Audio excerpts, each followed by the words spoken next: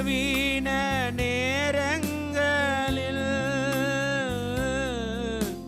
பலனை தந்தீரையா. பலவீன நேரங்களில் பலனை தந்தீரையா. சுகமானேன் சுகமானேன் தழும்புகளால் சுகமான் என் குடும்ப மருத்துவர் நீரே. சுகமானேன் சுகமானேன் தழும்புகளால் சுகமானேன் என் குடும்ப மருத்துவர் நீரே. நன்றி நன்றி ஐயா.